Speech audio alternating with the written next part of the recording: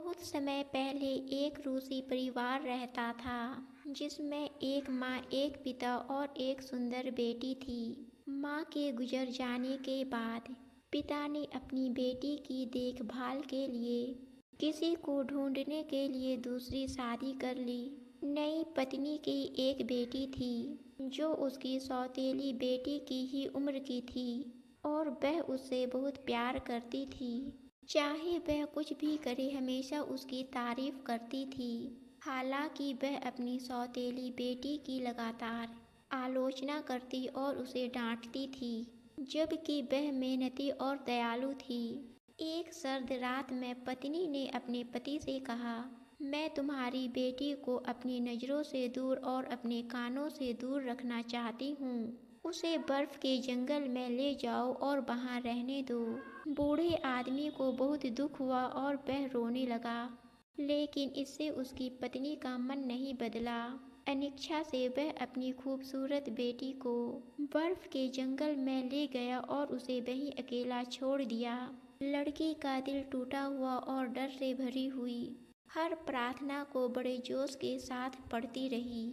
जो उसे पता था, उस देश के महान शासक हिम राजा ने देखा कि पिता ने अपनी बेटी के साथ क्या किया था और उसकी दुर्दशा के लिए बहुत दुख हुआ। वह धीरे धीरे उसके पास गया और पूछा, क्या तुम जानती हो कि मैं कौन हूँ? मैं हिम राजा हूँ। युवा लड़का भी नम्रता से उत्तर दिया, स्वागत है मेरे स्वामी। फिर हिम राजा ने पूछा, क्या वह सहज है?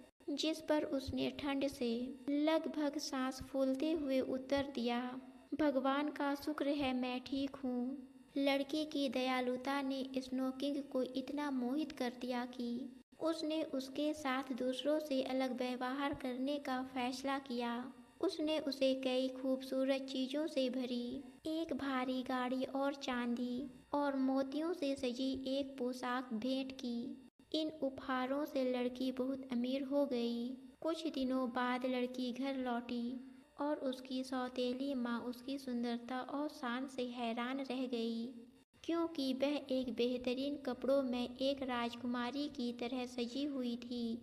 क्रोधित होकर सौतेली माँ ने अपने पति से कहा, मेरी बेटी को बर्फ के जंगल में ले जाओ और उसे वहीं छोड़ दो ताकि वह तुम्हारी बेटी की तरह अमीर बन सके। हमेशा की तरह आदमी ने आज्ञा का पालन किया और अपनी पत्नी की बेटी को उसी जगह ले गया और उसे वहीं छोड़ दिया।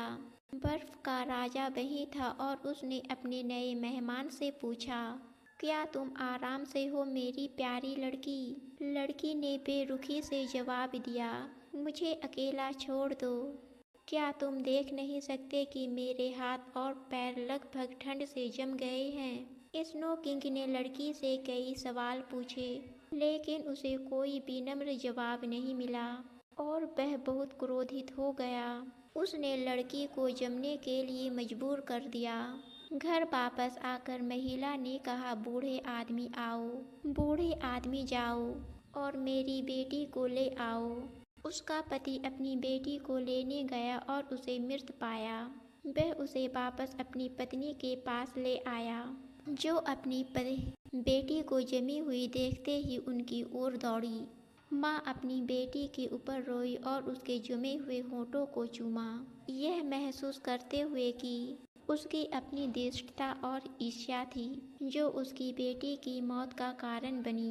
दोस्तों, आपको कहानी पसंद आई तो हमारे चैनल को सब्सक्राइब और वीडियो को लाइक ज़रूर कीजिए।